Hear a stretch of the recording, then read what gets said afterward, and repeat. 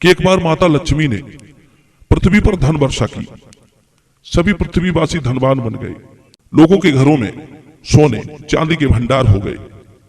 अधिक धन होने से लोग पतित होने लगे, आचार भ्रष्ट हो गए।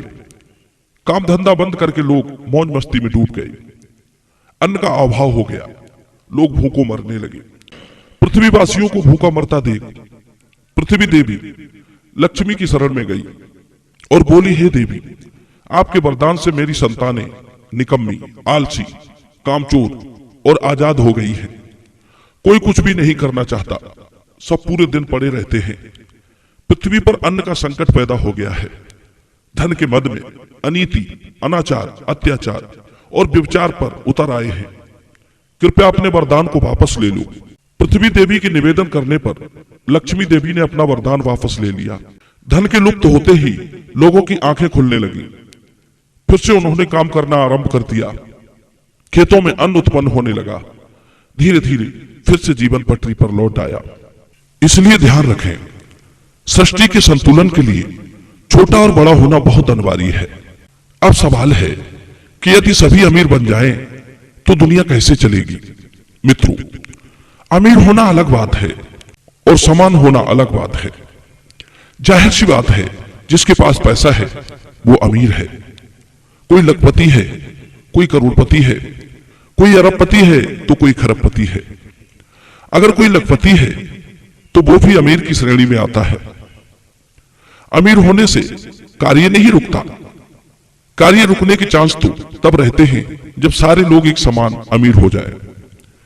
भगवान धन बढ़ाने के साथ साथ लोगों की इच्छाएं भी बढ़ाता है, जरूरतें भी बढ़ाता है। आपने देखा होगा कि जैसे जैसे हमारे पास धन बढ़ता जाता है, धन की भूख भी साथ साथ दुगनी चौगनी होती चली जाती है। हजारों की संख्या में इच्छाएं भी विकसित हो जाती हैं। हजारों सपने मन में तैरने लगते हैं। अब यदि वो सपनों को पूरा करेगा, अपनी इच्छाओं को पूरा करेगा, तो काम भी करना पड़ेगा। जितनी बड़ी इच्छा है उतनी ही तेजी से काम भी करना पड़ेगा। इसका अर्थ है कि धन बढ़ने से कोई भी काम रुकता नहीं, बल्कि और बढ़ जाता है। जितना धन बढ़ेगा उतनी ही कामनाएं बढ़ेंगी, उतने ही रोजगार उत्पन्न होंगे। क्योंकि जीवन में मनुष्य अपनी इच्छाओं की पूर्ति के लिए काम करता है और इच्छाएं इतनी प्रबल हैं कि जैसे जैसे उम्र बढ़ती है इच्छाएं भी बढ़ती चली जाती हैं। इन इच्छाओं का कोई अंत नहीं। इस संबंध में मैं आपको एक कहानी सुनाता हूं जो संत श्रोमणी श्री रामकृष्ण जी परमहंस जी महाराज द्वारा रचित है।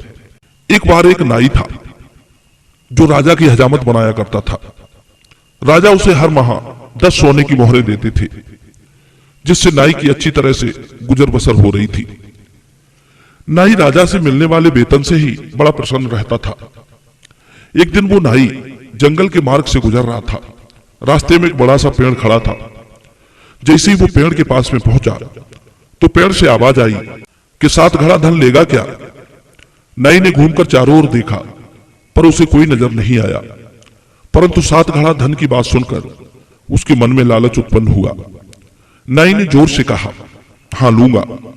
तभी पेड़ से फिर आवाज आई, अच्छा जा, तेरे घर पर रखाया हूं, जाकर ले ले। नाई जब घर पहुंचा तो सचमुच ही उसके घर पर 7 घड़े रखे हुए थे। घड़े देखकर नाई बड़ा प्रसन्न हुआ।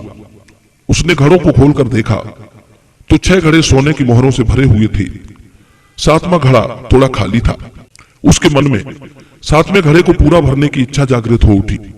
उसने घर में जितना भी धन था, गहने थे, सब लाकर उस घड़े में डाल दिए, पर वो घड़ा फिर भी खाली रह गया। अब तो घड़े को धन से पूरा भरने के लिए नाई व्याकुल रहने लगा। घर गृहस्थी के खर्चे में से कटौती करके भी वो घड़े को भरने लगा, पर घड़ा था कि भरता ही नहीं।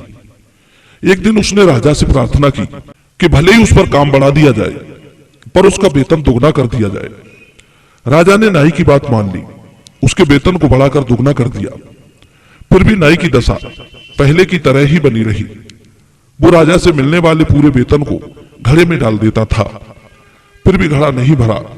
नाई पहले जब राजा के दरबार में आता था तो खुश दिखाई देता था, पर अब वेतन भी दुगना कर दिया, फिर भी वो उदास सा रहता था। उसे यही चिंता लगी रहती थी कि घड़ा कैसे भरा जाए। नाई की हालत को बिगड़ते देख राजा ने पूछा, क्यों भाई नाई, तुम्हें जब कम वेतन मिलता था तब तो तुम्हारी गुजर अच्छी तरह से हो रही थी, और अब दुगना वेतन पाकर भी तेरी ऐसी दशा है, कहीं तू 7 गड़ा धन तो नहीं ले आया? राजा के मुख से 7 गड़ा धन की बात सुनकर नाई हक्का बक्का रह गया। कहने लगा, महाराज आपको किसने बताया? राजा ने कहा, अरे वो तो यक्ष का धन है। एक दिन यक्ष ने मुझसे भी पूछा था, 7 घड़ा धन लोगे क्या? मैंने उससे पूछा कि ये धन जमा करने के लिए है या खर्च करने के लिए? तब वो बिना कुछ कहे भाग गया। राजा बोले, हे भाई, उस धन को कभी नहीं लेना चाहिए, उस धन को खर्च नहीं किया जा सकता, वो तो सिर्फ जमा ही करना पड़ता है।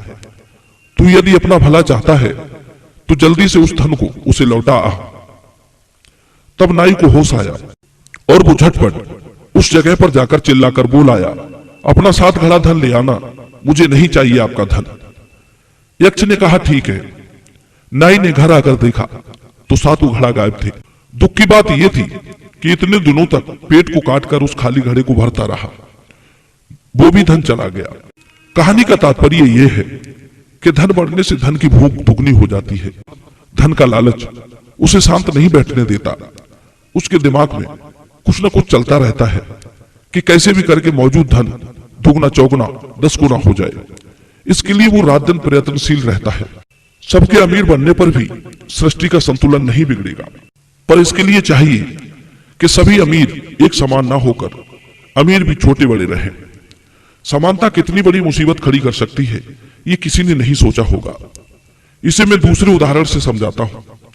एक बार धरती पर दुखी निर्धन प्राणियों को दुख से आतुर देख माता पार्वती ने भगवान भोलेनाथ से कहा कि हे देव, धरती पर निर्धनों का दुख मुझसे नहीं देखा जाता, कृपया सबको अमीर बना दो, सब एक समान हो जाएंगे, तब कोई किसी को तंग नहीं करेगा और न कोई धन के अभाव से मरेगा। पार्वती की जिद पर विवश होकर भगवान शिव ने सभी पृथ्वीवासियों को एक समान धनवान बना दिया। सबके सब धनवान बन गए। सबके दिन अच्छे गुजरने लगे। माता पार्वती भी बड़ी प्रसन्न थी। एक दिन भोलेनाथ की झोपड़ी टूट गई, छप्पर जर्जर हो गया, तो उन्होंने एक नया छप्पर बनाया। अब उसे उठवाकर रखने के लिए 10 लोगों की सहायता की आवश्यकता थी। भगवान शिव ने माता पार्वती को भेजा कि जाओ छप्पर उठवाने के लिए 10 लोगों को बुला लाओ। माता पार्वती खुशी खुशी धरती पर गई, लोगों से छप्पर उठवाने के लिए आग्रह किया। पार्वती जी के निवेदन करने पर भी कोई उनके साथ चलने को तैयार ना हुआ। थक हार कर माता पार्वती कैलाश पर लौट आई और गुस्से में भगवान शिव से बोली, हे देव, आप उन्हें पहले की तरह फिर से कर दो। मित्रों, भगवान शिव ने धरती वासियों को फिर से पहले की तरह बना दिया। वही गरीबी और लाचारी की हालत। लोग काम की तलाश में इधर उधर भटकने लगे। कुछ लोग भागते भागते कैलाश पर आए और भगवान शिव के छप्पर को उठवा कर रखवा दिया। भगवान शिव बोले, देवी, यह दुनिया समानता से नहीं असमानता से चलती है। सृष्टि का कार्य सुचारू रूप से चलता रहे, इसके लिए बड़ा छोटा होना बहुत जरूरी है, पर गरीब नहीं। यदि ये वीडियो पसंद आया हो तो वीडियो को लाइक करना, शेयर करना और कमेंट में जय श्री राम अवश्य लिखना।